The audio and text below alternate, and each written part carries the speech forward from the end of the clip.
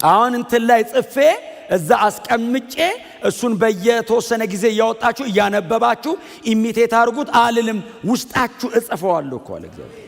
አይምሮ ላይ ልብ ላይ ነው ማተመው፣ እሱ ላይ ነው የምጽፈው። ክብራችን ይሄ ነው። ቀዳሻችን ይሄ ነው። ብቃታችን ይሄ ነው። በእግዚአብሔር አብ ፊት ለዘላለም አባ እምንልበት አቅማችን የኢየሱስ ደም ነው። የኢየሱስ ደም ስርዓትን በመፈጸም ጽድቅን የራስን ጽድቅ በማቆም በመታገል በእግዚአብሔር ፊት እንደማንደርስ ገብቶናል፣ አውቀናል። መዳረሻው መጨረሻው ላይ ማስገቢያው የክርስቶስ ኢየሱስ ደም ብቻ ነው። አዲስ ኪዳን አንዱ በጣም ትልቁ በረከቱ እግዚአብሔር ኃጢአትን በልጁ በክርስቶስ ኢየሱስ በኩል ስንመጣ ድሮ የሰራኑ ያደረግነውን ነገር በሙሉ እግዚአብሔር ይቅር ብሎናል። ሲመጣ ለፌሎሺፕ አይደለም የሚመጣው፣ መስዋዕት ለማቅረብ ነው የሚመጣው። ህብረት ለማድረግ ከእግዚአብሔር ጋር ለማውራት እግዚአብሔር ህዝቡ እንዲህ ብሏል አንተ ምን ትላል? ለሱ አይደለም የሚመጣው። መስዋዕቱን አቅርቦ ተመልሶ ነው የሚወጣው አለ እግዚአብሔር። ገዳይ አይደለም እግዚአብሔር፣ ቅዱስ ነው። ቅድስናውን አትችለውም። በዚያ በቀደመው ኪዳናው እግዚአብሔር ይሄንን ሁሉ ስርዓት ሰጠ። ስርዓት ሰጪ እግዚአብሔር ነው። ስርዓቱን ለህዝቡ ነው የሰጠው። ለምን? ኑ ተጠጉኝ፣ እንገናኝ፣ እንያያዝ፣ ላግኛችሁ፣ ህብረት እናርግ ብሎ ሰጠ። ሰውን የሚያስጨንቀው እኮ ምድራዊ ነገር ነው። ሰማያዊ አልቋል ብሎ ነው። ድሮስ ምድራዊ ነገር እግዚአብሔር ይባርከዋል ብቻ ይቅር ይበለኝ ነው። እግዚአብሔር ኃጢአቴን ይቅር ካለ አዎ ጓዳዬን ደግሞ ይባርከዋል እርግጠኛ ነኝ ነው። አሁንስ ለውስጠኛው እርግጠኛ ነኝ፣ ለደጁ ነው የምንጨነቀው። አሁን እዚህ ውስጥ አሁን በእግዚአብሔር ፊት ለመቆም እስቲ የምትጨነቁ ቢባል ማንም እጁን አያወጣም። ስለ ኑሮ የምትጨነቁ ቢባል ግን የመጀመሪያውንም ስርዓት የዘረጋው እግዚአብሔር ነው። በብሉይ ኪዳን የነበረውን አገልግሎት እንዴት አድርገው እንደሚያገለግሉ እንዴት እንደሚገለገል ቤተ መቅደሱ ወይንም ደግሞ ዛሬ አሁን አብረን የምናየው የመገናኛዋን ድንኳን ዲዛይን የሰጠው እግዚአብሔር ነው። ይሄ ሁሉ ነገር ቀርቦም ስቲል ተሸፍናችሁ ነው እንጂ ተቀድሳችሁ አይደለም። እግዚአብሔር ያውቃል እንዳልተቀደሱ በሚቀርበው የጠቦት ደም እንደተሸፈኑ ያውቃል። ሊቀ ካህኑ ከዛ ደግሞ ለካህናቱ ፌቨር ላርግ አይደለም ያለው እግዚአብሔር። ደጅ እዛ አደባባይ ቁጭ ብሎ የሚተከዘው ሕዝብ በሙሉ ነው አለ። ልስበረው ይሄን መንገድ አለ። መጋረጃው ልቅደደው አለ። እንዲህ ቀድጄ ግፍፍ ላርገውና ከመንገድ ላስወግደው፣ ከዛ ነፃ ይሁን መንገዱ አለ። እግዚአብሔር አባ ወደ እኔ ኑ ያለበት መንገድ ልጁን ኢየሱስ ክርስቶስን ነው። በመካከል ላይ የፈሰሰ የክርስቶስ ደም አለ። የተሰራ የክርስቶስ የመስቀል ሥራ አለ። ያንን የመስቀል ሥራ አክኖሌጅ የሚያደርገው ማን ነው? መንፈስ ቅዱስ እውቅና ሰጥቶ ለሁላችን ይበትነዋል። ይህንን ግን አልቀበልም ካለ አንድ ሰው መንፈስ ቅዱስ እንደዚህ ይለዋል፣ መንገድ የለህም። መንፈስ ቅዱስ መሰከረ። በምን? በክርስቶስ ደም በኩል በአዲሱ ኪዳን እግዚአብሔር ይቀበልሃል፣ መድረስ ትችላለህ። ኢየሱስን እምቢ ካልክ በቀድሞ ስርዓት ቅድስተ ቅዱሳን መግባት አትችልም።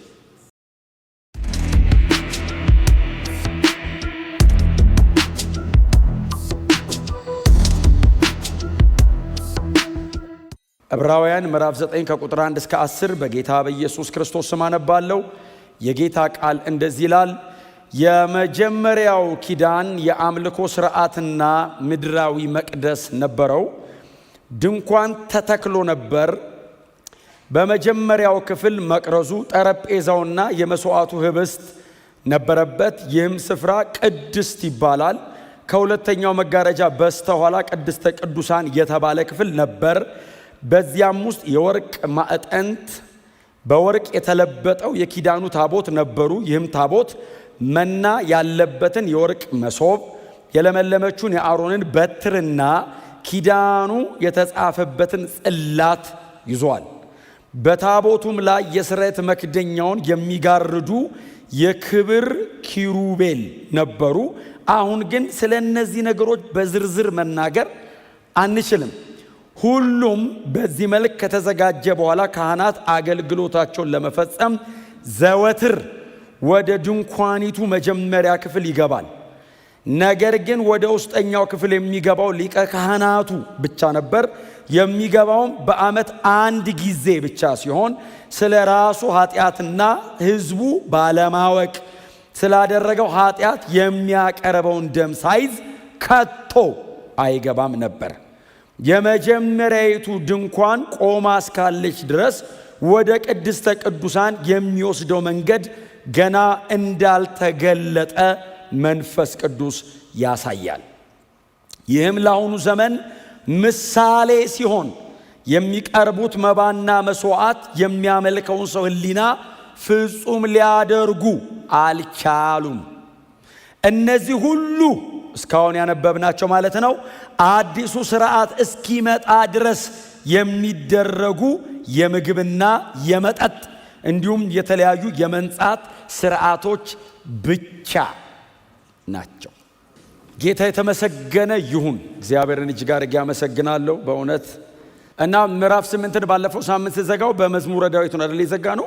መዝሙረኛው ዳዊት በተናገረው ሮሜ ምዕራፍ 4 ምናምን እየተመለስን እየሄድን እያነበብን ኃጢአቱ የማይቆጠርበት ሰው አይደል ያለው። ኃጢአቱ የማይቆጠርበት ሰው እሱ ምስጉን ነው። የአዲስ ኪዳን አንዱ ክላይማክስ እግዚአብሔር ኃጢአትን መሸፈን ብቻ ሳይሆን ኃጢአትን ይቅር ማለቱ ነው። እግዚአብሔር ኃጢአትን ይቅር ይላል፣ እግዚአብሔር ኃጢአትን ይተዋል ብለን ነበርና አዲስ ኪዳን አንዱ በጣም ትልቁ በረከቱ እግዚአብሔር ኃጢአትን በልጁ በክርስቶስ ኢየሱስ በኩል ስንመጣ ድሮ የሰራኑ ያደረግነውን ነገር በሙሉ እግዚአብሔር ይቅር ብሎናል።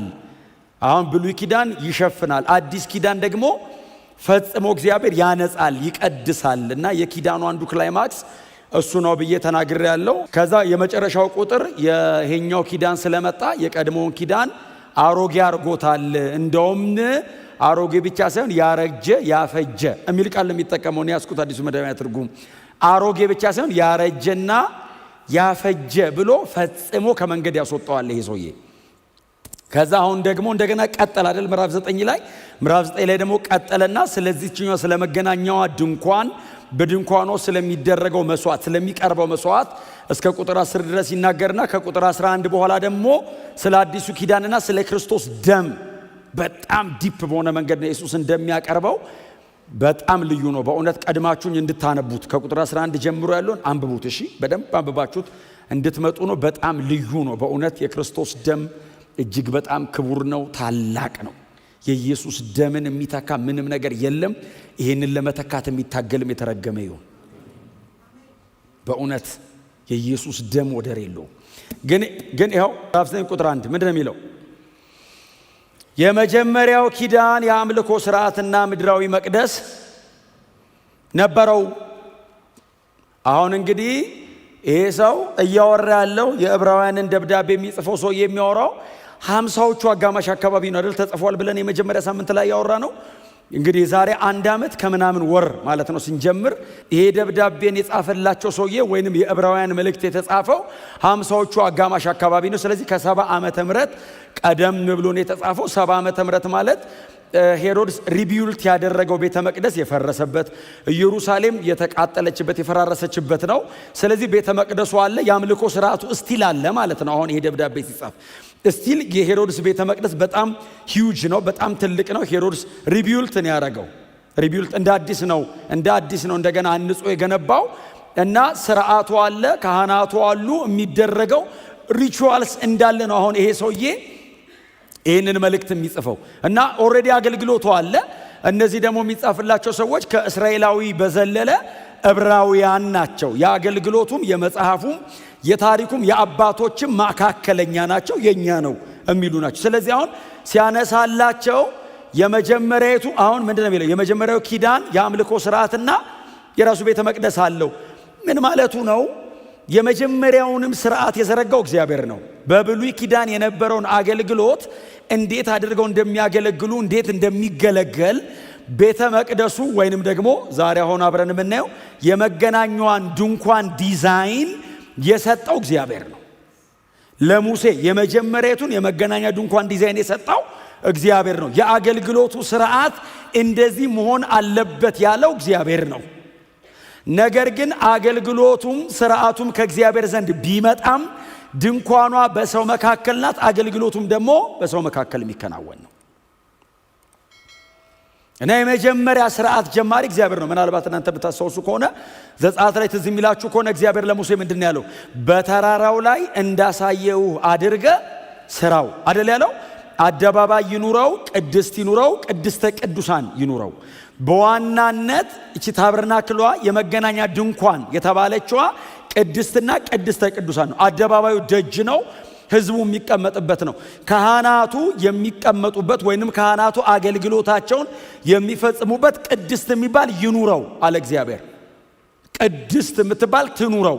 እዛ ውስጥ ካህናቱ በሙሉ ይግቡና ያገልግሉ። ወደ ውስጠኛው ከወፍራሙ መጋረጃ ወደ ውስጠኛው ክፍል ደግሞ ቅድስተ ቅዱሳን የሚባል ይኑር። በዚያም ደግሞ ዛሬ እዚህ ቦታ ላይ ያስቀመጠው ታቦቱ፣ በታቦቱ ውስጥ ደግሞ የተቀመጡ መናውን የሚይዘው በወርቅ የተሰራው ምንድነው የሚለው? መሶብ አይደል የሚለው? መሶቡ። ቀጥሎ የአሮን በትር ውስጡ ትቀመጥ። እዛው ጋር ደግሞ አንድ ላይ የቃል ኪዳኑ የተደረገበት ጽላት ውስጥ ደግሞ ይቀመጥ። ይሄ በቅድስተ ቅዱሳን ውስጥ አለ። የታቦቱ ሳይዝ ውስጥ የሚቀመጡት ነገሮች ታቦቱን ሰው በእጁ መንካት ስለማይችል መሸከሚያ እንጨት፣ ማሾሎኪያ፣ ቀዳዳ ይደረግበት። ሙሉ በሙሉ ስርዓቱን፣ ዲዛይኑን፣ ፕላኑን የሰጠ እግዚአብሔር ነው።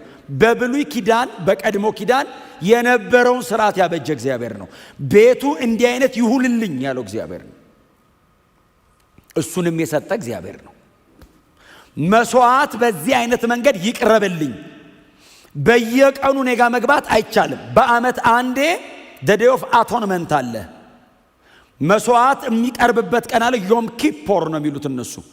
በዛች ቀን በአመት አንድ ቀን ካህናቱ በሙሉ መግባት አይችሉም። ሊቀ ካህኑ ብቻውን ይግባ።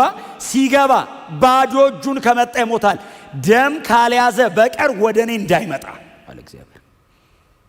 ሲመጣ ለፌሎሺፕ አይደለም የሚመጣው፣ መስዋዕት ለማቅረብ ነው የሚመጣው። ህብረት ለማድረግ ከእግዚአብሔር ጋር ለማውራት። እግዚአብሔር ህዝቡ እንዲህ ብሏል፣ አንተ ምን ትላል? ለሱ አይደለም የሚመጣው። መስዋዕቱን አቅርቦ ተመልሶ ነው የሚወጣው አለ እግዚአብሔር። ይህም በአመት አንድ ቀን ነው። አሁን ይሄ ሰውዬ ይሄንን ሲነግራቸው ሰዎቹ ቪዥዋላይዝ ብቻ አይደለም የሚያደርጉት፣ ያውቁታል። አሁን እኔ ስነግራችሁ ቪዥዋላይዝ ነው የምታደርጉት። 15 ሜትር በ5 ሜትር ከዛ 5 ሜትር ቁመት አለው። 15 ሜትር ርዝመት፣ 5 ሜትር እንደዚህ፣ ከዛ 5 ሜትር ቁመት ምናምን ያለው መገናኛ ድንኳኑ። አሁን ልክ ይሄንን ሲያወራላቸው እነሱ ሜትሩን ያውቁታል። ቀጥሎ ካህናቱ በምን አይነት መንገድ ቅድስት እንደሚገቡ፣ ሊቀ ካህኑ በአመት አንዴ ቅድስተ ቅዱሳን እንዴት እንደሚገባ፣ እጅግ የተመረጠ ንጹህ የሆነ የበግ ደም የጠቦት ደም ሊሆን ይችላል። ያንን ደም ይዞ አለባበሱን አስተካክሎ የሚቀባው ሽታ አለ፣ የሚቀመምለት ቅባት፣ እሱ ተደርጎለት እያንዳንዷ ነገር አለመሳሳቱን እርግጠኛ ሆኖ ጊዜ ፈጅቶ ተዘጋጅቶ ስለ ራሱና ስለ ካህናቱ ስለ ሕዝቡ ኃጢአት የሚሆን ደም ይዞ እየተንቀጠቀጠ ወደ ውስጥ ይገባል። መቅረዙ ያለው ቅድስት ነው፣ ቅድስት ቅዱሳን ውስጥ አይደለም። 7 መብራት ማስቀመጫዎች። ቅድስተ ቅዱሳን ውስጥ ምንም ይዘ መግባት አትችልም። መብራት ይዘ ብትገባ ትሞታለህ። እግዚአብሔር ብርሃን ነው፣ ካንተ አይበደርም። ስለዚህ በጥንቃቄ ይሄዳል፣ ይቀርባል፣ መስዋዕቱን ያቀርባል። መስዋዕቱን አቅርቦ እንደ ሕጉ ሲጨርስ ተመልሶ ቀስ ብሎ ይወጣል። የወጣ ቀን ድግስ ነው የሚያደርገው። መስዋዕታችሁን ተቀበለ ብቻ እኮ አይደለም፣ ታረፍኩ። እግሩ ከቅድስተ ቅዱሳን ስትወጣ ያመሰግናል። ለምን? ህዝቡ እልል የሚለው ባይዘው መስዋዕታችንን ተቀበለ ነው። እሱስ እልል የሚለው ታረፍኩ። እዩት ምን ያህል ከባድ እንደሆነ። ኢየሱስ የሰራውን ስራ እዩት።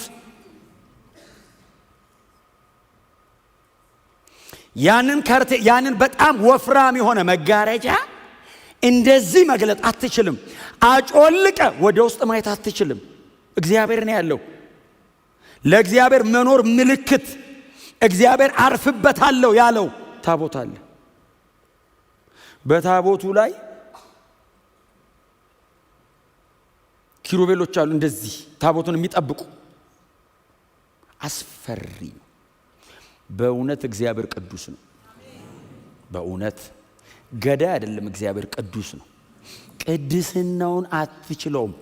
በዚያ በቀደመው ኪዳን እግዚአብሔር ይሄንን ሁሉ ስርዓት ሰጠ። ስርዓት ሰጪ እግዚአብሔር ነው። ስርዓቱን ለሕዝቡ ነው የሰጠው። ለምን? ኑ ተጠጉኝ፣ እንገናኝ፣ እንያያዝ፣ ላግኛችሁ፣ ህብረት እናርግ ብሎ ሰጠ። እዚህ ደብዳቤ ጸሐፊ ነገረን። ይሄ ሁሉ ተደርጎ ሰዎቹን ከኃጢአታቸው ከህሊና ኃጢአታቸው ሊያነጻቸው አልቻለም። ይሄ ሁሉ ነገር ተደርጎለት ይሄ ሁሉ ነገር ቀርቦ ምን ብንሰራ ነው? ሰው በጣም ከባድ አይነጻም። የኢየሱስ ደም ነው የቻለው። ክብር ለኢየሱስ ይሁንለት። ይሄ ሰው ምንድነው የሚለው? እናንብበው እስቲ ወረድ ብለን ቁጥር 6 ሁሉም በዚህ መልክ ከተዘጋጀ በኋላ ከላይ ያወራው እስከ ቁጥር 5 ድረስ ያወራው ስለ ድንኳኑ ነው አይደል? ያወራው ስለ ቅድስቱ፣ ስለ ቅድስተ ቅዱሳኑ፣ ቅድስቱ ጋር ቅድስቱ ምን መሰላችሁ? አሁን ቅድስቱ በስተምስራቅ በኩል ይመስለኛል ቴብል አለች፣ ትንሽዬ ቴብል አለቻት። በስተዚህኛው ሳይድ ደግሞ በስተደቡብ ሳይድ ደግሞ መቅረዙ አለ እና ቴብሉ ላይ 12 እንትኖች ይቀመጣሉ እንደ ቂጣ አይነት 12ቱን ነገድ የሚወክል ነው።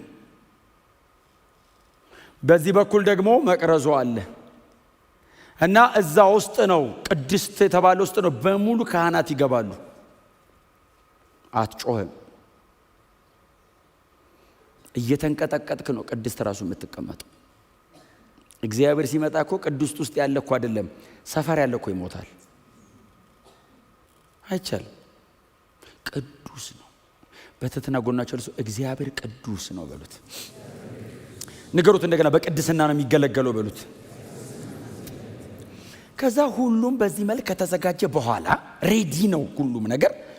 ከዚህ በኋላ እያንዳንዱ ከዚህ በኋላ ሰርቪሱ ነው።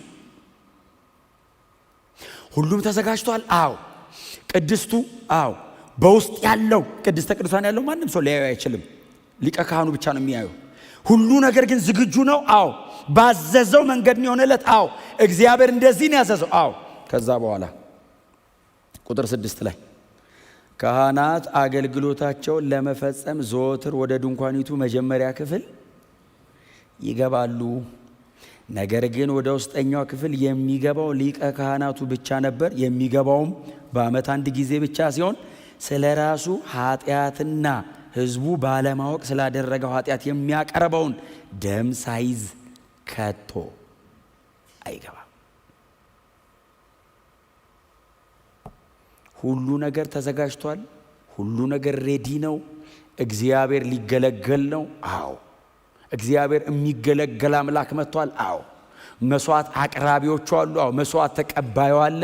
መስዋዕት የሚቀርብበት መሰዊያው አለ። ሁሉ ነገር ተዘጋጅቷል። ምንድነው የሚያንቀጠቅጠው? ምንድነው የሚያስፈራው? ቅዱሱን እግዚአብሔርን የምናገለግልበት ፕሮቶኮል።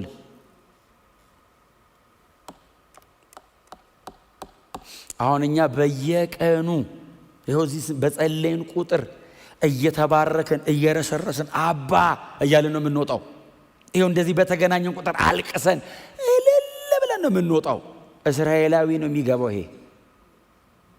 እኛ ከመስቀል ጀርባ ነና። ኦልሬዲ መጋረጃው ከተቀደደ በኋላ ነው የመጣ ነው። እነዚህ ከመጋረጃው በፊት ያውቁታል። ምናልባትም ከነሱ መካከል ሊቀ ካህን የሆነ ሰው ሊያቅ የሚችል ይኖራል በእነሱ ዘመን። በእነሱ ዘመን እኮ ለምሳሌ እነ ሐና እነ ቀያፋ እኮ አሉ። እውነተኛውን ሊቀ ካህን መስቀል ላይ ሰቅለው ካህናት ነን ብለው አሁን እነሱ ቅድስተ ቅዱሳን አይገቡም፣ በምንም ተአምር አይገቡም። አፍተሮል አገልግሎቱን ወይንም ስርዓቱን ጌታ ኢየሱስ ክርስቶስ ሲመጣ ተክቶታል። ይሄ በሙሉ ጥላ ነው፣ በክርስቶስ በኩል ሊመጣ ላለው ነገር አመልካች ነው ብሎታል። ራሱ አመልካች ነው። ሐናና ቀያፋ ሰው ለመግደል ተመካክረው ሰው የሚያጠፉ ያስገድላሉ እኮ ሰው በዓመት አንዴ አንድ ሰው ያሰቅላሉ። ወንበዴ አስፈትተው ንጹህ ሰው ሲያሰቅሉ ምንም እጃቸው አይንቀጠቀጥም። እንዴት አድርገው ነው በዚህ አመጻቸው ቅድስተ ቅዱሳን የሚገቡት? የዕብራውያን ሰዎች ሊያውቁ ይችላሉ፣ ካህን ሊያውቁ ይችላሉ። ምናልባት ቅድም እንዳልኳችሁ ሊቀ ካህን ምናምን ሲባል አይተውት ሊሆን ይችላል በአካል። ሊገለጥ ላለው ለሚበልጠው ነገር ምሳሌ የሆነችው በዚህ አይነት መንገድ ከሆነች የሚበልጥ የከበረና ታላቅ ከፊት እንዳለ ምልክት ነች። እግዚአብሔር በዚህኛው ውስጥ እርካታው እንደሌለ ያውቃል። ሊያመጣ ላለው ነገር ግን እንደ ምሳሌ እግዚአብሔር እየተጠቀመ እንደሆነ ያውቃሉ። የእግዚአብሔር ሳቲስፋክሽን እዛ ውስጥ የለም። ግን እስከዛም ጊዜ ድረስ ቢሆን እስቲ እንቀራረብ አለ እግዚአብሔር። አዲስ ኪዳን ያለ ነው። እግዚአብሔር ማደሪያውን ሰው አድርጓል። ከህንፃ ወደ ሰው ገባ እኮ እግዚአብሔር። የለም በሰው ነው የሚያድረው። ድሮ እኮ ምልክት እኮ ነው። ይመጣል እግዚአብሔር እዛ ጋር እንትናችን ነው አለ እግዚአብሔር፣ የጋራ መገናኛችን። ኑ እናንተ እኔ እመጣለሁ፣ በዚህ መንገድ ትመጣላችሁ፣ እኔ ደግሞ ቀጥ ብዬ እመጣለሁ። እኔ ቅዱስ ነኝ። እግዚአብሔር ቀጥታ ነው የሚመጣው። እናንተ ግን ስትመጡ የምትመጡበትን መንገድ አስተካክሉ። ለምን? ማደሪያው ነዋ። የቃል ኪዳኑ ጽላት አለ። ባለፈው ሳምንት ደጋግሜ ስናገር ነበር እንዴ። አሁን ቴብሎ እንደዚህ እንትን የለም አይደል? አሁን የድንጋይ የለም፣ የድንጋይ ጽላት የለም። በሰው ልብ ላይ ነው መጽፈው እኮ አለ። አሁን እንትን ላይ ጽፌ እዛ አስቀምጬ እሱን በየተወሰነ ጊዜ እያወጣችሁ እያነበባችሁ ኢሚቴት አድርጉት አልልም። ውስጣችሁ እጽፈዋለሁ እኮ አለ እግዚአብሔር። አይምሮ ላይ ልብ ላይ ነው ማተመው፣ እሱ ላይ ነው የምጽፈው። ታዲያ አሁን ከህንፃ ወጥቻለሁ፣ ከሆነ ነገር ወጥቼ ሶስት ነው ማድረው። አሁን ውስጥ ነን እኛ ራሱ ያለ ነው። ጌታ የተባረከ ይሁን። እና ይሄ ሁሉ ነገር ከተደረገ በኋላ ካህናቱን አስባችኋቸዋል? መጾም፣ መጸለይ፣ ማለት ቀጥሎ ስለ መብልና ስለ መጠጥ ውጫው የሆነ ስርዓት ብቻ ነው አይደል ያለው። ስለዚህ መንጻት፣ እላያቸው ላይ ቆሻሻ እንዳይገኝ፣ ንጽህናቸውን መጠበቅ፣ ልብሳቸውን ከን እንዳይኖርበት፣ የለበሱት ልብስ ብቻ ሳይሆን የሚሆኑት ነገር እያንዳንዷን ነገር ይጠነቀቃሉ፣ ይጨነቃሉ፣ በእግዚአብሔር ፊት ይቀርባሉ። ሕጉ የማይፈልገው ምን አለ ላይ አለባበሴ ልክ አይደለም ወይ? የበላሁት ነገር ልክ አይደለም ወይ? መታጠቢያው ልክ አይደለም ወይ? እያንዳንዷን ነገር ሲጨነቁ ይከርማሉ። ሊቀ ካህኑ ደግሞ ከሁሉ የባሰ ይጨነቃል። ሊቀ ካህኑ ስለሚለብሰው ልብስና ስለሚበላው ስለሚፈጽመው መንጻት ብቻ አይደለም፣ ስለሚያቀርበው እንስሳ ንጽህና፣ ስለሚቀርበው ደም ንጽህና፣ ስለ ሁሉ ይጨነቃል። ምክንያቱም እግዚአብሔር ደም ይዘ ስለመጣ ብቻ አይቀበልህም። እዛ ጋራ የቀረበው መስዋዕት አንካሳ ከሆነ፣ እንከን ካለበት፣ የሆነ ጉድለት ካለበት፣ እንደተባለው እግዚአብሔር በጠየቀው መንገድ በኩር ካልሆነ አይቀበለውም ደሙን።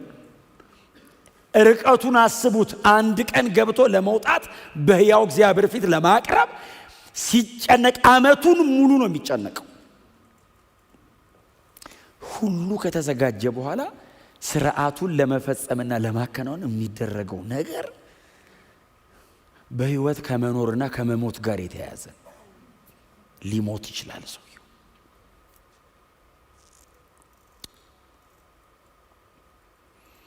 ስለዚህ ካህናቱ ስርዓት እየፈጸሙ ቅድስት ላይ ስርዓት እየፈጸሙ ሊቀ ካህኑ ይዘጋጃል። ያቺ ቀን አለች።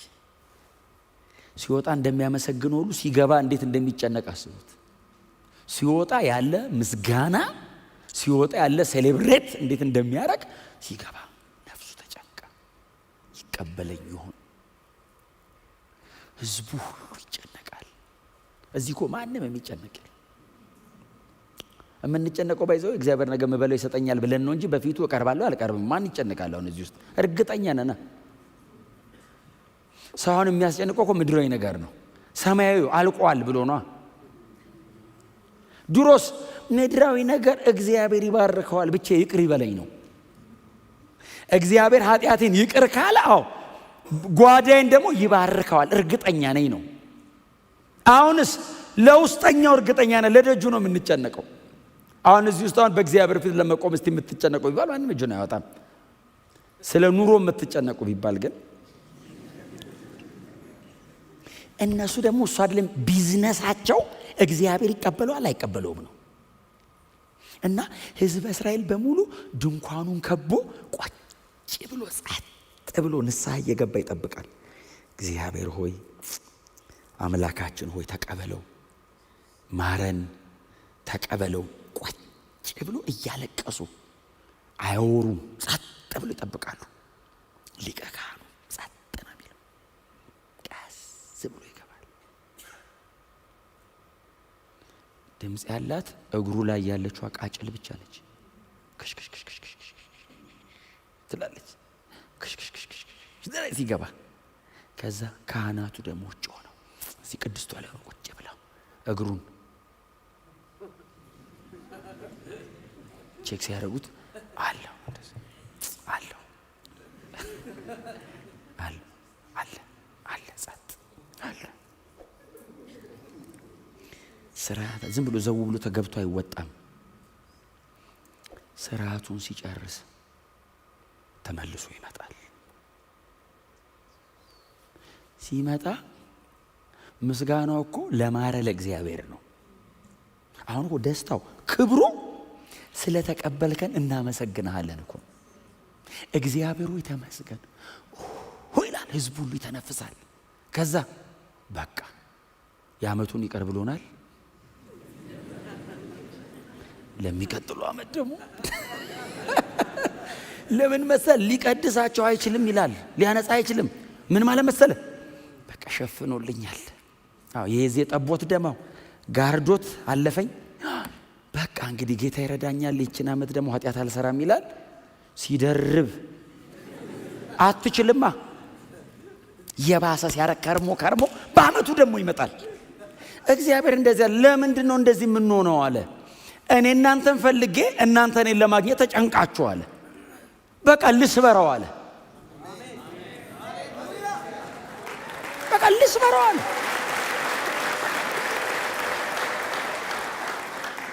ይሄ ሁሉ ስርዓት ተደርጎ ይሄ ሁሉ ነገር ቀርቦ እስቲል መንጻት አልቻላችሁ። እስቲል ሊቀድሳችሁ አልቻለም። ኃጢአትም አላቆማችሁም። እኔም አልቀበልም። ይሄ ሁሉ ነገር ቀርቦም እስቲል ተሸፍናችሁ ነው እንጂ ተቀድሳችሁ አይደለም። እግዚአብሔር ያውቃል እንዳልተቀደሱ በሚቀርበው የጠቦት ደም እንደተሸፈኑ ያውቃል። እናንተም ሩቅ እንደሆናችሁ እኔም መጥቼ እንደዚህ አይሆንም አለ እግዚአብሔር። ልቀድሳችሁና እዚህ መሃል ላይ ቅድስት ላይ ያሉት ካህናት ብቻ ሳይሆን ደጅ ላይ ያለው ሕዝብ ቅድስተ ቅዱሳን ይምጣ አለ ሊቀ ካህኑ። ከዛ ደግሞ ለካህናቱ ፌቨር ላርግ አይደለም ያለው እግዚአብሔር። ደጅ እዛ አደባባይ ቁጭ ብሎ የሚተከዘው ሕዝብ በሙሉ ነው አለ። ልስበረው ይሄን መንገድ አለ። መጋረጃው ልቅደደው አለ። እንዲህ ቀድጄ ግፍፍ ላርገውና ከመንገድ ላስወግደው። ከዛ ነፃ ይሁን መንገዱ አለ። መንገዱ ነፃ ይሁን ያለው እንጂ በነፃ ነው አላለም። እስቲል ደም እፈልጋለሁ አለ። እስቲል ደም እፈልጋለሁ። አሁን ግን የምፈልገው ደም እናንተን በሙሉ ባለመብት የሚያደርግ ደም ነው። በሙሉ እንድቀበላችሁ ወደ እኔ ሊያስጠጋችሁ የሚችል ደም ነው። ምሳሌ ሳይሆን ፍጹም የሚሆን ምሳሌ ሆኖ ቀርቦ እኔም በቃሽ አይቻለው ሸፍኗችኋል፣ ለዚህኛው ዓመት ይቅር ብያለሁ እምለው አይደለም። እንድቀበላችሁ የሚያደርግ በጽድቄ ፊት የሚያቆም ክቡር ደም ያስፈልገኛል አለ። ክብር ለእግዚአብሔር ይሁን። ቅድስተ ቅዱሳኗ ቅዱስ የሚለው ቃል ሀጊዮስ ነው አይደል የሚለው? ሀጊዮስ የሚለው ቃል በጣም ከባድ ቃል ነው። በጣም ከባድ ቃል ነው። የእግዚአብሔር ቅድስና ማለት ነው። የሰው ዝም ብሎ ኖርማል የሆነ የካራክተር እንትን አይደለም። የእግዚአብሔር ቅድስና ማለት ነው። ማንነቱ የሚገለጥበት ቅድስና ማለት ነው። ማንም መላእክት እንኳን አይቆሙም እዚህ ቅድስና ፊት። እንኳን ኃጢአተኛ ሰው መላእክት እንኳን ሊጠጉት አይችሉም በዚህ ቅድስናው ፊት። እጅግ ቅዱስ ነው እግዚአብሔር። ቅድስተ ቅዱሳን ብሎ የጠራው እግዚአብሔር ለዛ ነው። የእኔ መኖሪያ ነው አለ ሆነ እዛ ውስጥ አለ። ማንም ሊጠጋው አይችልም ቅድስናዬ። አሁን እግዚአብሔር ኑ ያለው ወደዚህ ቅድስናው። ክብር ለእግዚአብሔር ይሁን። ያኛው ምሳሌ ነው አለ። ምሳሌ ነው። አንድ የሚጠቀመው ቃል አለ አይደል? ምሳሌ ነው የሚለው ፓራቦሎ የሚል ግሪክ ቃል። አካል መሆን አይችልም እየቀረበ ያለው ነገር። ምሳሌ ነው ማለት ሊያጸድቅ አይችልም። እግዚአብሔር እኮ ነው ያለው ምሳሌ ነው ሊያጸድቅ አይችልም እያለ ነው እግዚአብሔር ራሱ። አይጸድቁም በዚህ መንገድ፣ ወደ ቅድስና ሙላት መምጣት አይችሉም በዚህ መንገድ። እና ፍጹም የሆነ ቅዱስ የሆነ እውነተኛ መስዋዕት እኔ ራሴ ያመጣለሁ። እናንተ የምታቀርቡት ነገር ሊጋርዳችሁ ነው የቻለው። እኔማ አቀርበዋለ ቀድሷችሁ ፊት የሚያውቁ። ክብር ለኢየሱስ ይሁን። ስለ ልጁ ደም ከቁጥር 11 በኋላ የሚናገረው ያኔ ነው። ይሄኛው ምሳሌ ነው። ፓራቦሌ በቃ ምሳሌ። ጀስት እግዚአብሔር እኔ ለምሰራው ስራ እዩት። በቃ እቀድሳችኋለሁ፣ ለዘላለም አቀርባችኋለሁ፣ እኔ ጋር ትመጣላችሁ፣ ቅዱሳን ትሆናላችሁ። እቀድሳለሁ አለ እግዚአብሔር።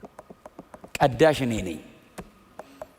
ደም እፈልጋለሁ። አሁንም አቀርባለሁ መስዋዕት፣ አመጣለሁ መስዋዕት፣ እልካለሁ። በእኔ ፊት ብቁ የሚያደርጋችሁን እውነተኛ ዘላለማዊ መስዋዕት እኔ እልካለሁ አለ። ሊቀ ካህናቱ አልቻሉም፣ የተመሰከረ ነው። ዘንድሮም ከክርስቶስ ውጪ ማንም አይችልም፣ አይቻልም። በእግዚአብሔር ፊት ሊያቀርበኝ የሚችል የለም። ኦልሬዲ ይሄኛው መንገድ እግዚአብሔር ዘጋው፣ አለቀ፣ አርጅቷል አለ እግዚአብሔር። አይችልም ብሎ ኦልሬዲ እግዚአብሔር ዘግቶታል። ባይዘወኝ ድንኳኗ ካለች ወደ ቅድስተ ቅዱሳን መሄጃ መንገዱ እንዳልተከፈተ አሁንም መንፈስ ቅዱስ ያመለክታል እኮ ይላል።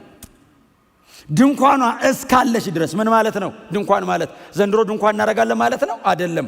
የብሉይ ኪዳን ስርዓትን ሰው ከተከተለ ወደ ቅድስተ ቅዱሳን ማድረሻ መንገዱ ዝግ እንደሆነ መንፈስ ቅዱስ እያመለከተ ነው። ሰው እስቲል የኢየሱስን ደም ብቁ እንዳልሆነ አስቦ በሌላ ነገር ለመተካት እየጣረ ነው። ስለዚህ እስቲል የብሉይ ኪዳንን ድንኳን እያቆመ ነው ብዙ ሰው። ድንኳኗ ካለች ወደ ቅድስተ ቅዱሳን መሄጃ መንገዱ ዝግ እንደሆነ መንፈስ ቅዱስ ያመለክታል። አይቻልም። ያንን ስርዓት ፈልጎ መጽደቅ አይቻልም፣ ዝግ ነው ይላል መንፈስ ቅዱስ። አሁን ልክ እንደነበረው አይነት ቅድስት አዘጋጅተ ከዛ ቅድስተ ቅዱሳን አርገ ከዛ ሳይዟን አጥንተ የታቦቱ ሳይዝ ታቦቱ ውስጥ ያለ መናውን አርገ መና መያዣውን የወርቅ መሶብ አርገ የአሮንን በትር አርገ እንትን የተጻፈበትን የኪዳን ጽላት አስቀምጠ ላድርገው ካልክ ወደ ቅድስተ ቅዱሳን መሄጃ መንገድ የለም፣ ዝግ ነው። እግዚአብሔር ሽሬዋለሁ ያለውን እስቲ ልፈልገዋለሁ ካልክ ማለት ነው አይቻልም። ምሳሌ ብቻ ነው። እሱን ደግሞ እግዚአብሔር ገለል አድርጎ አካሉን አምጥቷል፣ እውነተኛውን አምጥቷል። ያንን ልጠብቅ ካልክ መድረስ አትችልም። በክርስቶስ በኩል ከመጣ ብቻ እግዚአብሔር ይቀበላል። በጣም የኖራችሁ ክርስቲያኖች እንደሆናችሁ ተስፋ አደርጋለሁ። ብዙዎቻችሁ ግን ጎናችሁ ያለው ሰው በክርስቶስ ደም ካልሆነ ወደ እግዚአብሔር መቅረብ አትችልም በሉት።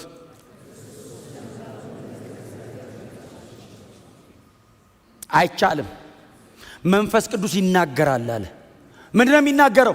ድንኳኒቱን የሚያቆም ከሆነ ወደ ቅድስተ ቅዱሳን መሄጃ መንገድ የለም። ማን ነው የሚለው? መንፈስ ቅዱስ።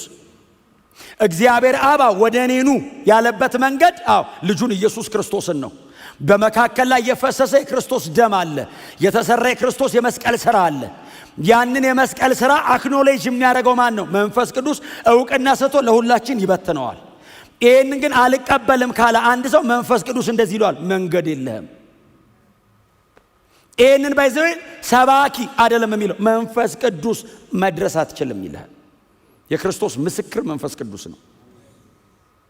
የክርስቶስ ምስክር ስለ ክርስቶስ ኢየሱስ ደም ያስረዳን መንፈስ ቅዱስ ነው። ኢየሱስ መስቀል ላይ እንደሞተ እርግጠኛ ያደረገ መንፈስ ቅዱስ ነው። እኔ ኢየሱስ የሞተ ቀን አልነበርኩም። ይነበራል እንዴ? ሪኢንካርኔት አርጎ የመጣ ድጋሜ የተፈጠረ የለም አይደል? እዚህ ቤት የመጀመሪያችሁ ነው መሬት ላይ። እርግጠኛ አይደላችሁም እንደ ኢየሱስ መስቀል ላይ እንደሞተ? እርግጠኛ ናችሁ? ኢየሱስ እንደሞተ ቅድም ስንሏል ነበር በእምነት መግለጫችን ላይ እንደተሰቀለ እንደሞተም፣ ቀጥሎስ እንደተቀበረም፣ ከዛስ በሶስተኛው ቀን ከሙታን እንደተነሳም እርግጠኛ ነኝ። እኔ መሬት ላይ ከመኖሬ በላይ ኢየሱስ መጥቶ እንደነበር እርግጠኛ ነኝ። እኔ እንዳለው አልጠራጠርም። ባይዘው ትጠራጠራላችሁ? እኔ አሁን እዚህ እንዳለው ከዚህ በላይ ግን እውነቱ ያ ነው። እስቲ አሜን በሉ። ማን ነው ይሄንን እውነት እርግጠኛ ያደረገው? መንፈስ ቅዱስ ቴስቲፋይ መስካሪ። መንፈስ ቅዱስ መሰከረ። በምን? በክርስቶስ ደም በኩል በአዲሱ ኪዳን እግዚአብሔር ይቀበልሃል፣ መድረስ ትችላለህ። ኢየሱስን እምቢ ካልክ በቀድሞ ስርዓት ቅድስተ ቅዱሳን መግባት አትችልም። ሙሉ በሙሉ ሽሮታል። አሜን በሏ። የኢየሱስ ደም የበግ ደም የጠቦት ደም ከመንገድ አስወጣ። እግዚአብሔር እንደዛ አልፈልግም። ለምን? ረክቻለሁ፣ አገኘሁ፣ ተቀበልኩት። ሌላ አልፈልግም። ያኛው ሊያደርስህ አይችልም፣ ይሄኛው አድርሶናል። እናየዋለን የኢየሱስን ደም ከኮርማ ደም ጋር እንዴት እንደሚያነጻጽረው። ሰውየው የዋዛ እንዳይመስልህ ብትንትን ነው የሚያደርጋቸው ሰዎቹን። ብትንትን የቀረ ነገር ካለ ነቅሎ ነው የሚጥልል። እንዲህ ሙልጭ አድርጎ ነው የሚወጣው ከላይ ላይ። ምንም የሚቀራቸው አይመስልም። ዕብራውያን መቼስ 13ቱ ምዕራፍ ሲጨርሱ ጌታን ካልተቀበሉ ድጋሚ ይንበረከካሉ። በእውነት ነው የምላችሁ። እንዴት አይነት እኔ አንዳንድ ነገር መግባት አይደለም ሊገባ ይችላል እኮ ማስረዳት ያቀረቡበት መንገድ። ክብር ለኢየሱስ ይሁን። የኢየሱስ ደም ብቻ መንገዱ እንደሆነ መንፈስ ቅዱስ እየመሰከረ ነው። ይሄ ደግሞ የመጨረሻው ዘመን ነው። ሌላ ወደ እግዚአብሔር መድረሻ መንገድ የለም። የሆነ ስርዓት ፈጽሜ እደርሳለሁ። ይሄው መጽሐፍ ቅዱስ ነው የሚለው፣ እኛ አይደለንም። የጥሩ ሰዎች ስብከት አይደለም። ይሄ ያው የእግዚአብሔር ቃል ነው።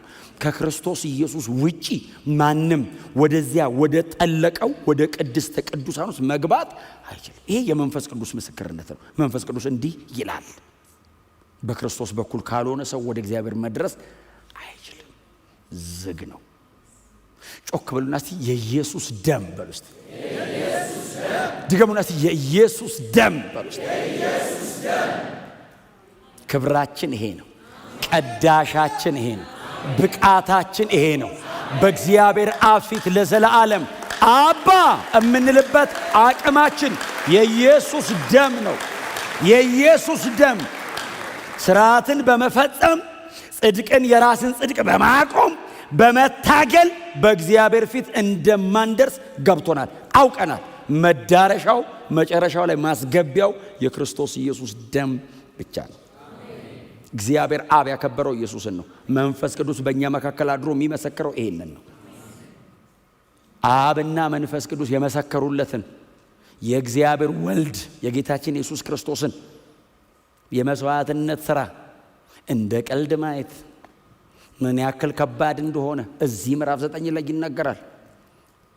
እንደ ቀልድ ማየት እግዚአብሔር አብ ከሰማይ እየመሰከረለትን መንፈስ ቅዱስ መሬት ሆኖ እየመሰከረለት ያለውን የክርስቶስ ኢየሱስን የማዳን ሥራ እንደ ቀልድ ማየት፣ አብ ከሰማይ የኔ ነው ያለውን መንፈስ ቅዱስ ተመልከቱልኝ ያለውን እኛ ደግሞ እምቢ ብንል የለም ሌላ ባይዘዌ ቅጣቱ ምን እንደሆነ ታውቃላችሁ? ሌላ የለም። አሁን ወደ እግዚአብሔር ካልቀረብክ ወዴት ነው የምትሄደው? በቃ ቅጣቱ እኮ እሱ ነው። መንፈስ ቅዱስ መጥቶ ይመሰክራል። መዳረሻው አሁን መንፈስ ቅዱስ ወንጌል ሰባኪ ሆኖ ማለት ነው። መዳረሻው ኢየሱስ ደም ነው ሲልህ እኔ እከሌ የሚባል ወንጌላዊ ሌላ ነገር ነግሮኛል ብትለው ከየት ሰምቶ ነው ይላል። እኔ አይደል የወንጌል መጀመሪያ የገለጥኩት ይሄ ወንጌላዊ ከሌላ ቦታ ነው የሰማው ይላል። መንፈስ ቅዱስ ነው ለሁላችንም መዳረሻው ኢየሱስ ነው ያለን። የዚህ ደብዳቤ ጻፊ የሚለው እሱ ነው። መንፈስ ቅዱስ ይመሰክራል። ክብር ለኢየሱስ ይሁን።